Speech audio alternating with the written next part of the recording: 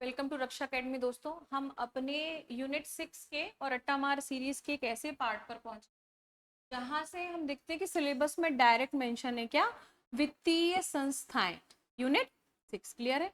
हमने पहले पार्ट में आरबीआई, एसबीआई ये सब देख लिया था। अब हम आगे की कुछ चीजें कंटिन्यू करेंगे। ठीक है, तो सबसे पहले आ जाएंगे सहकारी बैंक, कोऑपरेटिव बैंक। वे वित्तीय संस्थान जो स्वयं के सदस्यों द्वारा शासित है। नाम में कोऑपरेटिव कोऑपरेटिव बैंक व संबंधित राज्य द्वारा बनाए गए नियमों से संचालित होते हैं। यानी कि एक बात आप समझ लीजिए कि जब भी कोऑपरेटिव बैंक की बात की जाएगी, ये किन नियमों द्वारा संचालित होंगे?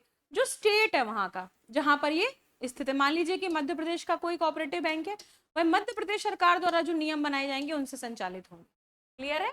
चलिए, छोटे वित्तीय संस्थान होते हैं। पहली चीज तो ये, बैंक सहकारी समिति अधिनियम के तहत पंजीकृत किए जाते हैं। जिस राज्य में वह स्थापित होते हैं उनके नियमों द्वारा संचालित होते हैं।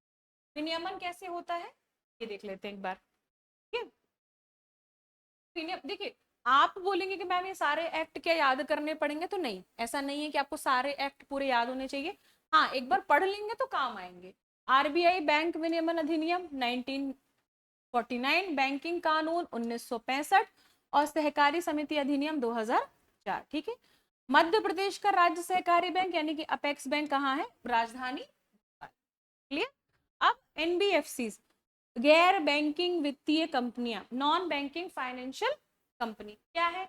ऐसी संस्थाएं जो कंपनी अधिनियम 1956 की धारा 3 के अंतर्गत रजिस्टर होती हैं। यहां डबल स्टार बनाएंगे। आपसे कोई भी पूछे भाई एनबीएफसी क्या, एनबीएफसी वो जो कंपनी अधिनियम यानी कि कंपनी एक्ट 1956 की धारा 3 के तहत पंजीकृत हो, रजिस्टर हो। क्लियर। भारत में कई ऐसी संस्थाएं जो बैंक नहीं है किंतु जमा राशि स्वीकार व बैंक की तरह ऋण सुविधाएं जो है प्रदान करती है। क्लियर है। भारत में इन्हें गैर बैंकिंग वित्तीय कंपनियां कहा जाता है। ऐसे वित्तीय संस्थान जो लेन देन से जुड़े हैं परंतु पूरे क्या नहीं होते? बैंक नहीं होते, तो क्या बोल देते हैं? Shadow bank. क्या बोल देते हैं? Shadow banks. क्लियर। छाया बैंक, कि भाई बैंक तो नहीं है पर बैंक की तरह कुछ कुछ काम कर रहे हैं। क्लियर। ठीक। एनबीएफसी में ऐसी कोई भी संस्था शामिल नहीं है जिसका मुख्य कारोबार कृषि, ध्यान देंगे, उद्योग, व्यापार संबंधी गतिविधियां अथवा अचल संपत्ति का क्रय विक्रय व निर्माण करना हो। क्लियर है। वो एनबीएफसी में नहीं आएंगी।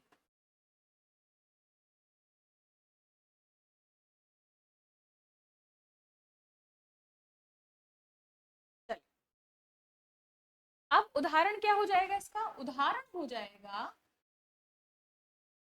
हो जाएगा बीमा कंपनियां, एलआईसी वगैरह, म्यूचुअल फंड्स कंपनियां, सूक्ष्म वित्तीय संस्थान जैसे कि Muthoot Finance, Aditya Birla Finance, Bajaj Finance. इन सभी का नाम आपने किसी ना किसी एड ब्रेक में देखा ही हो। सभी एनबीएफसी आरबीआई के नियंत्रण में नहीं आती, ये बात भी हम याद रखेंगे। जो एनबीएफसी भारतीय रिजर्व बैंक अधिनियम आरबीआई एक्ट कब का है? पिछली क्लास में मैंने आपको बताया था। आरबीआई एक्ट है 1934 का, की धारा 45 आई ए के नियंत्रण में आती है, वे ही आरबीआई के अधीन है। क्लियर। ठीक। अब ऐसी एनबीएफसी जो नियंत्रण के बाहर है और नियंत्रण के अधीन है, तो जो नियंत्रण के अधीन है उनके बारे में हम बात कर लेते हैं। क्लियर। नियंत्रण के अधीन है वह कैसा? अच्छा, क्यों है? क्योंकि आरबीआई एक्ट 1934 की धारा आई ए के तहत पंजीकृत है। क्लियर। चलिए, जमा राशि प्राप्त करने वाली एनबीएफसी और जमा राशि प्राप्त नहीं करने वाली एनबीएफसी, शब्दों पर ध्यान देंगे, अंतर है। इसकी स्थापना के लिए कम से कम 200 करोड़ चाहिए, इनकी स्थापना के लिए 100 करोड़ की पूंजी चाहिए। क्लियर। वो एनबीएफसी जो 200 करोड़ वाली हैं, किसी भी ग्राहक से केवल सावधि जमा क्या होता है? फिक्स्ड डिपॉजिट होता है। क्लियर।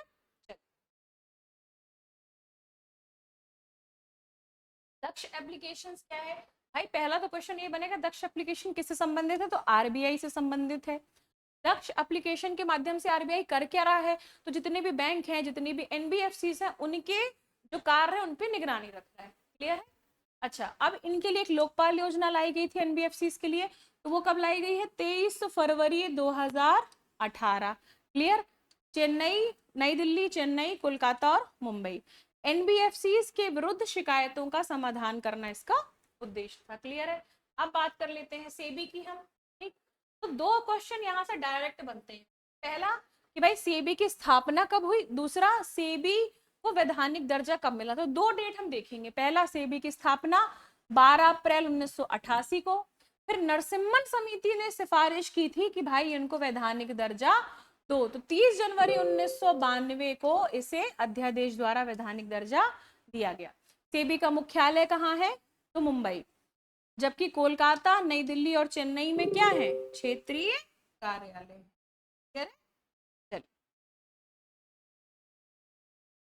जब भी आपको हेडक्वार्टर्स या कोई जगह याद ना हो तो आप अपने नोट्स में छोटा सा मैप बनाएं। भाई यहाँ क्या है? मुंबई, ये क्या हो गया? सेबी का हेडक्वार्टर। यहाँ हो गया नई दिल्ली, यहाँ हो गया चेन्नई, है ना, और यहाँ हो गया कोलकाता। ये क्या हो गया? सेबी के रीजनल ऑफिसेस। क्लियर है? तो ऐसे करके याद करना आपके लिए आसान रहेगा। सेबी क्या काम करता है भाई? सेबी का काम मेनली क्या है? भारतीय प्रतिभूति और विनियमन बोर्ड अधिनियम के अंतर्गत सेबी का एक प्रबंधक निदेशक मंडल द्वारा होता है। इसमें होता कौन कौन से?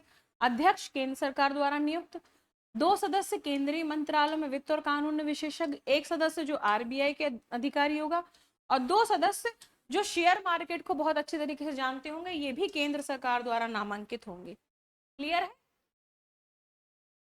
सेबी का मेन काम है स्टॉक मार्केट, शेयर मार्केट, बाजार में रेगुलेशन व्यवस्था को बनाए रखना।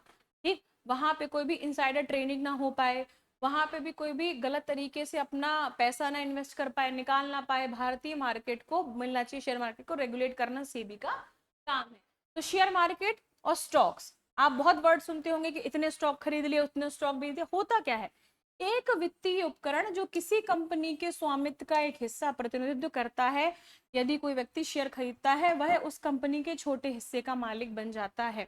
जैसे कि मान लीजिए आपने किसी भी कंपनी में, रिलायंस हो गई, टाटा हो गई, इनको किसी भी कंपनी में आप गए, आपने, अब तो ऑनलाइन सुविधाएं हैं। पहले क्या होता था, जब ऑनलाइन एप्स वगैरह नहीं थे, तो आपको जाके ऑन ऑन पेपर में मिला करता था। जैसे मान लो आपको एसबीआई का या किसी और चीजों का भी आपको स्टॉक खरीदना, तो ऑन पेपर आपको स्टॉक्स मिलते थे। अब तो आपके पास ऑनलाइन है। अब आपको एनएससी में खरीदना है, बीएससी में खरीदना है, मार्केट प्राइस में खरीदना है, आप उसमें डालिए कितने स्टॉक्स खरीदना है, वो डालिए और सीधे आपको उसके स्टॉक्स मिल जाते हैं। मान लीजिए आपने किसी भी कंपनी के 20 स्टॉक खरीद लिए, तो आप इतने प्रतिशत के क्या बन गए? मालिक बन गए। क्लियर? विश्व का पहला संगठित शेयर बाजार था 1602, एम्स्टर्डम, नीदरलैंड। क्लियर? अब बीएससी की बात करते हैं। बीएससी बॉम्बे स्टॉक मार्केट, ये वही बीएससी है जिसके बारे में आप लोगों ने हर्षद मेहता वाली मूवी में खूब सुना होगा। बीएससी, दलाल स्ट्रीट, ये सब वर्ड। स्थापना 1875, स्थान मुंबई, महाराष्ट्र। यह एशिया का सबसे पुराना स्टॉक एक्सचेंज है। आईएसओ प्रमाण पत्र प्राप्त करने वाला भारत का पहला और विश्व का दूसरा स्टॉक मार्केट है। क्लियर है? चलिए आगे बढ़ते हैं। अब बात करते हैं एनएससी। एनएससी की संस्तुति कैसे की? तो पहली बात तो ये है, एनएससी के लिए सिफारिश की थी 1991 में फेरवानी समिति ने। फिर उसकी संस्तुति पर 1992 में एनएससी की स्थापना की गई, नेशनल स्टॉक एक्सचेंज। ठीक, 1991 फेरवानी समिति की स्थापना पर 1992 में स्थापित। भारत का पहला अंतरराष्ट्रीय स्टॉक एक्सचेंज आईएनएक्स 9 जनवरी 2017 को गांधीनगर में प्रारंभ हुआ। क्लियर है? चलिए आगे बढ़ते हैं। ये कुछ संस्थाएं हैं जिनके बारे में हमें जानना जरूरी है। हम सबके बस कोशिश ये करेंगे कि हम उनकी स्थापना कहाँ हुई है और मुख्यालय कहाँ है, एक बार छोटा वो देखें जल्दी। तो bank for international settlement, BIS, 1930, ये केंद्रीय बैंकों का बैंक है। मतलब हमारे आरबीआई का बैंक कौन है? Bank for international settlement. मुख्यालय क्या है? Basel, Switzerland. क्लियर? अब आईएफसी 1948, मुख्यालय कहाँ? नई दिल्ली। आईसीसीआई स्थापना 1955, है ना। आईडीबीआई स्थापना जुलाई 1964, मुख्यालय यूटीआई 1964। एक्सिम बैंक 1 जनवरी 1982, यूटीआई 1964, एग्जिम बैंक, आयात निर्यात बैंक, 1 जनवरी 1982, है ना। इसका मुख्यालय कहाँ? Mumbai. NBH, NHB, national housing bank, 9 जुलाई 1988, मुख्यालय नई दिल्ली। क्लियर है? देखिए जनरली सभी के मुख्यालय आपको नई दिल्ली या मुंबई में लेंगे, लेकिन आपको याद वो करना है थोड़े बाहर वाली हो, जैसे सिडबी। सिडबी तो आया हुआ क्वेश्चन है पीएससी का।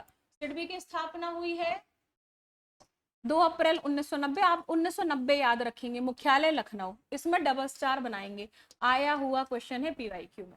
ठीक, सिडबी भाई ऐसे कैसे याद करेंगे, कैसे बार बार याद होगा? यूटीआई 1964, एग्जिम बैंक 1982, सिडबी 1990, कैसे याद होगा? मुझे कैसे याद है? 2-3 बार पढ़ने पे।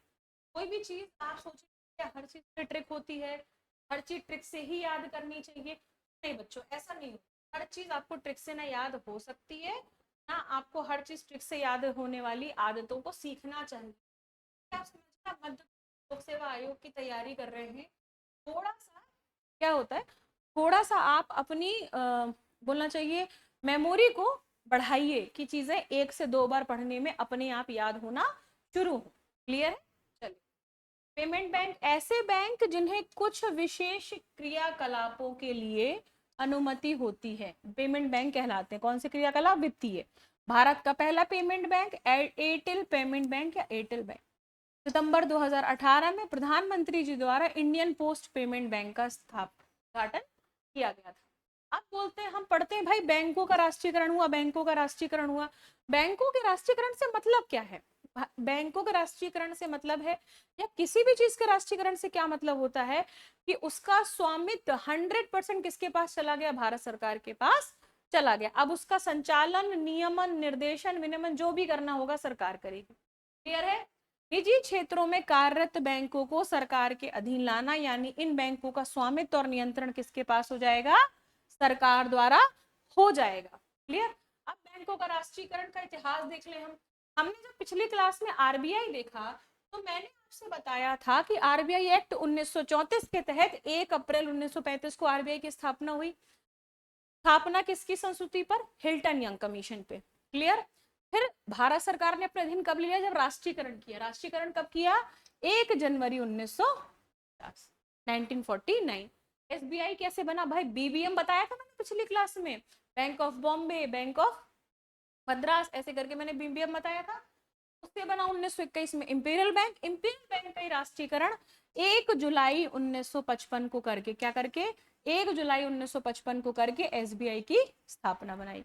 फिर आता है 19 जुलाई 19, ये स्वतंत्रता के, ये भी स्वतंत्रता के बाद है, परंतु ये जो बैंकों का राष्ट्रीयकरण ये बड़े लेवल पे हुआ था, इसलिए इनको याद करना जरूरी है।